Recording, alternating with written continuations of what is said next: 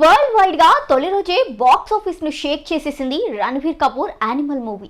Box office వద్ద animal వసూళ్ల జోరు మామూలుగా లేదు. బ్రహ్మాస్త్రంతో తెలుగు ప్రజలకు దగ్గరవ్వాలని చూసిన రణబీర్ కు అప్పట్లో నిరాశ ఎదురైంది. కానీ ఈసారి మాత్రం టాలీవుడ్ గ్రాండ్ వెల్కమ్ చెప్పింది.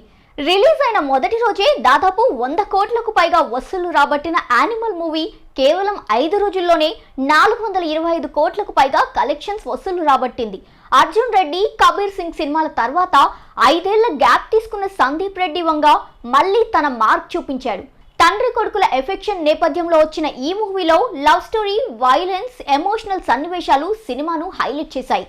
తండ్రి జోలికొస్తే ఏ కొడుకైనా నిజంగా యానిమల్లే అనే తన యాక్టింగ్ తో ఆడియన్స్ ను మెప్పించాడు రణబీర్.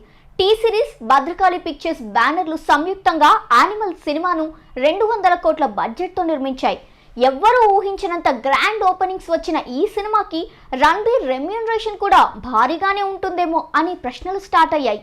ఇక సాధారణంగానే ఒక్కో సినిమాకు 70 కోట్లు రెమ్యూనరేషన్ తీసుకునే ఈ బాలీవుడ్ హీరో ఈ సినిమాకు మాత్రం అధిక బడ్జెట్ ఉపయోగించడంతో పుష్పలో అల్లు అర్జున్ లాగే షేరింగ్ ఫార్ములాని ఎంచుకున్నట్టు తెలుస్తోంది.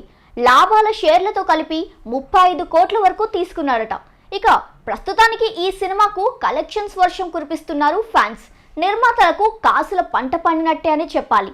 ఎందుకంటే కేవలం నాన్ థియేట్రికల్ రైట్స్ ద్వారానే సినిమా పెట్టుబడిలో 70% రాబట్టిందని సమాచారం. ఇక బాబీ డియోల్, రష్మిక మందనాలకు ఒక్కొక్కరికి 4 కోట్లు చెల్లించినట్టు సమాచారం. అనిల్ కపూర్ ఈ సినిమాకు 2 కోట్లకు పైగానే వసూలు చేసినట్టుగా తెలుస్తోంది.